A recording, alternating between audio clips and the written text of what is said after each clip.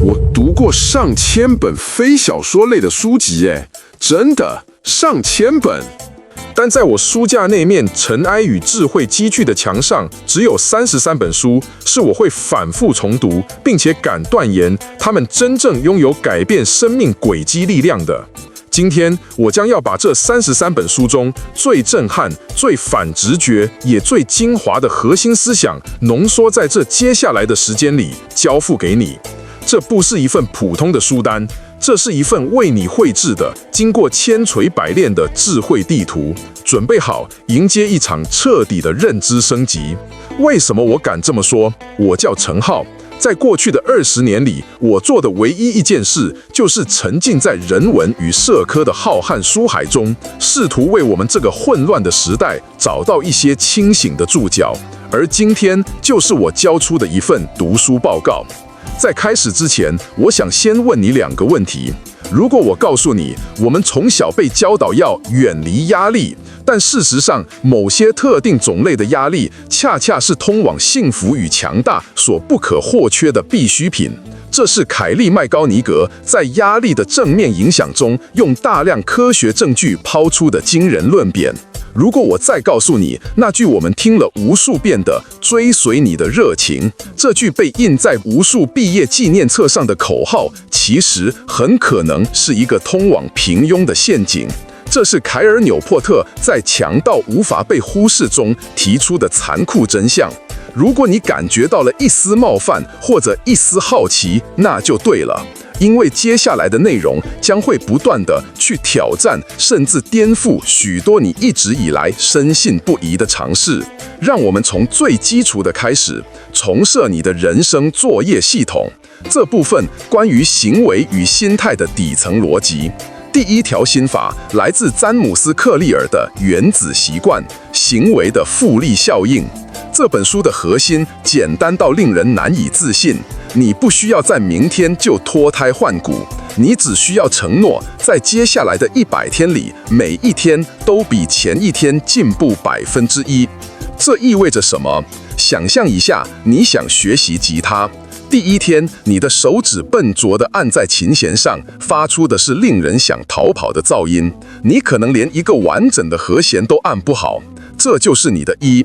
第2天，你多练习了5分钟，你发现你按 C 和弦的时候，终于有一根弦没有杂音了，这就是 1.01。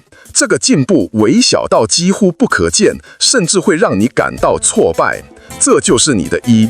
如果你感觉到了一丝冒犯或者一丝好奇，那就对了，因为接下来的内容将会不断地去挑战，甚至颠覆许多你一直以来深信不疑的尝试。让我们从最基础的开始，重设你的人生作业系统。这部分关于行为与心态的底层逻辑。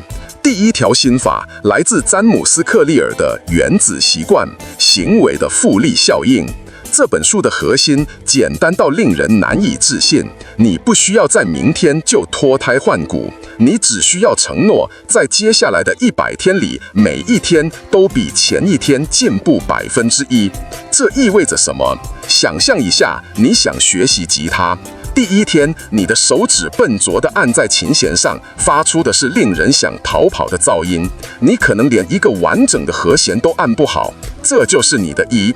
第2天，你多练习了5分钟，你发现你按 C 和弦的时候，终于有一根弦没有杂音了，这就是 1.01。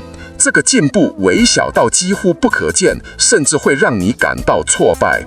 但如果你坚持下去，到了第100天，你会惊讶地发现，一首简单的旋律已经能在你的指尖下完整地流淌出来。这就是复利的力量。它在初期是令人沮丧的，但在跨越某个临界点之后，将会带来爆炸性的回报。而这背后隐藏着一个更深刻的原则：系统大于目标。克利尔说，成功者和失败者的目标往往是完全一样的。每个参加奥运的选手都想拿金牌，每个创业者都想成为独角兽。决定成败的从来不是目标的宏大与否，而是你为之建立的系统。忘掉那个我要减重10公斤的目标吧，那只会带来焦虑和反复的挫败感。你真正需要做的是建立一个健康饮食的系统。这意味着什么？意味着你家的冰箱里看不见任何含糖饮料和加工食品，取而代之的是清洗干净、分装好的蔬菜，是腌制入味的鸡胸肉。意味着你的餐桌上永远放着一壶凉白开，而不是外卖软体的图标。当你把环境改造成一个让健康行为更容易发生的系统时，减重就从一个需要巨大意志力去达成的目标，变成了一个自然而然发生的结果。这就是系统的力量。第二条心法来自预期效应，你的心态本身就是一剂猛药。书中提到一个惊人的研究，2组饭店的清洁人员做着完全一样的体力劳动。研究人员对其中一组说：“你们知道吗？你们每天的工作其实等同于高效的健身运动，完全符合健康标准。”而对另一组什么也没说。几周后，被告知工作及健身的那一组，在没有任何额外运动的情况下，他们的体重、血压、体脂率都出现了显著的下降。他们的大脑因为接收到了一个新的预期，从而改变了他们身体的生化反应。这就是预期效应。你对现实的预期本身就能在物理层面上真实地改变结果。那个相信自己能更快痊愈的病人，他的免疫系统真的会更活跃。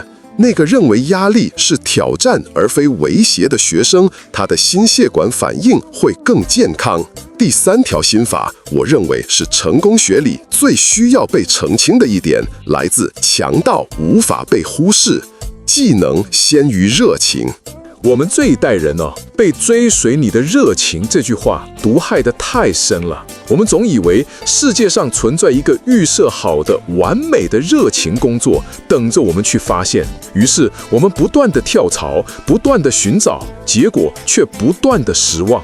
但作者残酷地指出，我们并非因为热爱某件事才把它做好，恰恰相反，我们是因为持续地把一件事做好了，从中获得了正回馈、成就感和自主权，才逐渐对它产生了深刻的热爱。热情不是原因，而是结果。所以，与其浪费时间去向内探索那虚无缥缈的我是谁、我爱什么，不如向外专注于锤炼一项有价值的稀缺的技能。当你变得强到无法被忽视时，热情、意义乃至财富都会反过来追寻你。掌握了行为与心态的技巧，然后呢？然后一切就会一帆风顺了吗？不，人生最深刻的转变往往发生在我们敢于面对那些更宏大、更沉重也更终极的问题时。关于生命，关于死亡，关于我们为何而活的意义。在我们进入这片深水区之前，我想暂停一下。这些书深刻地改变了我看待世界的方式，但我也极度的好奇，是哪一本书或者哪一个思想曾经彻底地撼动过你，改变了你的生命轨迹？在留言区分享你的答案吧。我相信，在留言区里交换的智慧，其价值绝不会亚于这支影片本身。好，让我们继续。欢迎来到这次思想旅程的高潮。在这里，我们将会直面3个最深刻也最令人不安的洞见。第一个洞见来自那位在人间炼狱中洞悉了人性光辉的精神病学家维克多·弗兰克和他的不朽著作《活出意义来》。请你跟我一起想象一下那个场景：奥斯威辛集中营，在那里，你的人性被剥夺到极致。你没有名字，只有一个烙印在手臂上的编号。你不知道自己下一秒会被送进毒气室，还是能领到一块发霉的面包。在这种身体与精神的双重极限压迫下，弗兰克观察到一个惊人的现象：在营养、健康状况几乎完全相同的一群囚犯中，那些最终能活下来的人和那些迅速走向死亡的人，他们之间只有一个根本性的区别：前者为自己的苦难找到了一个意义。热情不是原因，而是结果。所以，与其浪费时间去向内探索那虚无缥缈的我是谁，我爱什么，不如向外专注于锤炼一项有价值的、稀缺的技能。当你变得强到无法被忽视时，热情、意义乃至财富都会反过来追寻你。掌握了行为与心态的技巧，然后呢？然后一切就会一帆风顺了吗？不，人生最深刻的转变，往往发生在我们敢于面对那些更宏大、更沉重也更终极的问题时。关于生命，关于死亡，关于我们为何而活的意义。在我们进入这片深水区之前，我想暂停一下。这些书深刻地改变了我看待世界的方式，但我也极度的好奇，是哪一本书或者哪一个思想曾经彻底地撼动过你，改变了你的生命轨迹？在留言区分享你的答案吧。我相信，在留言区里交换的智慧，其价值绝不会亚于这支影片本身。好，让我们继续。欢迎来到这次思想旅程的高潮。在这里，我们将会直面3个最深刻也最令人不安的洞见。第一个洞见来自那位在人间炼狱中洞悉了人性光辉的精神病学家维克多·弗兰克和他的不朽著作《活出意义来》。请你跟我一起想象一下那个场景：奥斯威辛集中营，在那里，你的人性被剥夺到极致。你没有名字，只有一个烙印在手臂上的编号。你不知道自己下一秒会被送进毒气室，还是能领到一块发霉的面包。在这种身体与精神的双重极限压迫下，弗兰克观察到一个惊人的现象：在营养、健康状况几乎完全相同的一群囚犯中，那些最终能活下来的人和那些迅速走向死亡的人，他们之间只有一个根本性的区别。前者为自己的苦难找到了一个意义，这个意义可能微小到不值一提耶。有的人是为了战后能与失散的妻子重逢，有的人是为了完成一部尚未写完的学术著作，而弗兰克自己是把自己的苦难当成一个前所未有的心理学实验现场，他要活着出去，把这一切记录下来，告诉世界。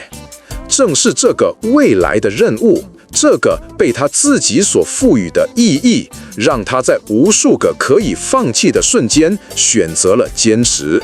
于是他得出了那个振聋发聩的结论：人只要参透为何而活，便能承受任何一种生活。苦难本身是没有意义的，它就是纯粹的、赤裸裸的痛苦。但是人可以为苦难赋予意义。我们真正畏惧的，从来不是苦难本身，而是那份无意义的苦难。这是在最黑暗的深渊里，为人类尊严点亮的一盏不灭的灯火。第二个洞见更加残酷，来自文或人类学家欧内斯特·贝克尔的普利兹奖作品《拒绝死亡》。贝克尔提出了一个石破天惊的理论：人类文明的一切，从金字塔到交响乐，从科学革命到金融帝国，其最底层的驱动力都源自同一个东西——对死亡的恐惧。我们是宇宙中唯一一种知道自己必将一死，并且对此感到恐惧的生物。这种对化为虚无的终极恐惧，驱使我们毕生都在从事各种不朽专案 （Immortality Project）。我们渴望创造出一些能够超越我们肉体生命的东西，以此来证明我曾经来过，我是重要的。艺术家创作作品，科学家留下理论，创业者建立公司，父母养育子女，这些在贝克尔看来，都是我们在用不同的方式，试图将一个有限的、会腐朽的自我融入到一个更宏大、更持久的象征体系中，以此换取一种象征性的永生，来对抗那终将来临的虚无。你看，你毕生追求的财富、名声、权力或者爱情，其最深层的动机，可能只是为了向宇宙大声宣告：我不只是一团终将腐烂的有机物。第三个洞见把我们从形而上的思考拉回到极度现实的商业与人生困境中，来自克莱顿·克里斯汀森的《创新者的两难》。这本书的核心讲述了一个著名的悲剧——柯达。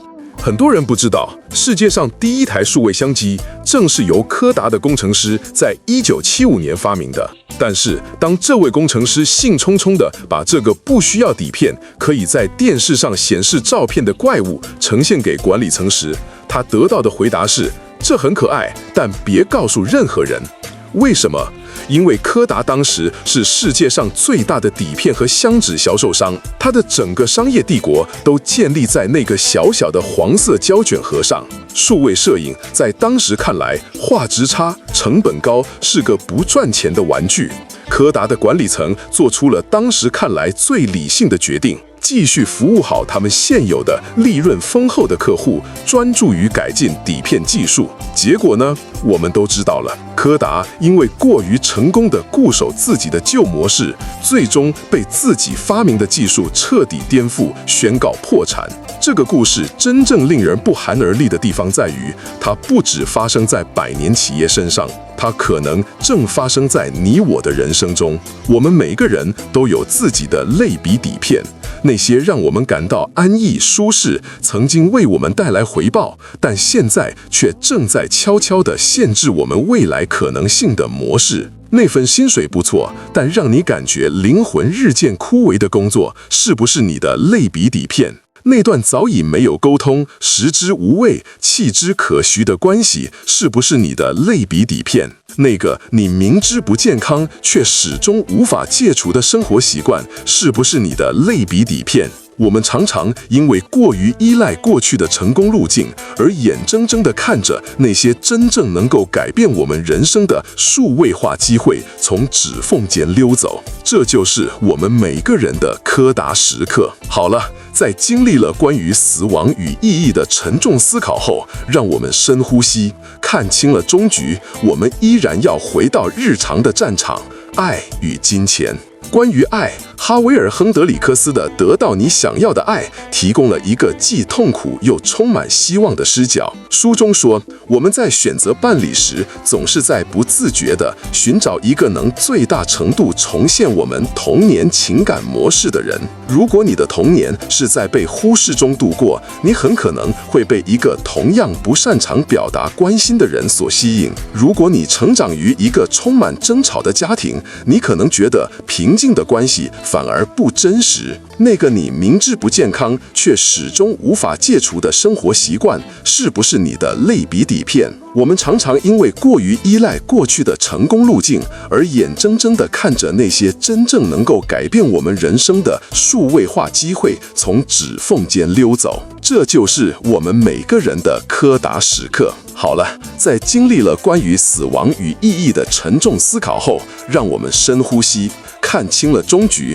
我们依然要回到日常的战场——爱与金钱。关于爱，哈维尔·亨德里克斯的《得到你想要的爱》提供了一个既痛苦又充满希望的视角。书中说，我们在选择伴侣时，总是在不自觉地寻找一个能最大程度重现我们童年情感模式的人。如果你的童年是在被忽视中度过，你很可能会被一个同样不擅长表达关心的人所吸引。如果你成长于一个充满争吵的家庭，你可能会觉得平静的关系反而不真实。那个你明知不健康却始终无法戒除的生活习惯，是不是你的类比底片？我们常常因为过于依赖过去的成功路径，而眼睁睁地看着那些真正能够改变我们人生的数位化机会从指缝间溜走。这就是我们每个人的柯达时刻。好了，在经历了关于死亡与意义的沉重思考后，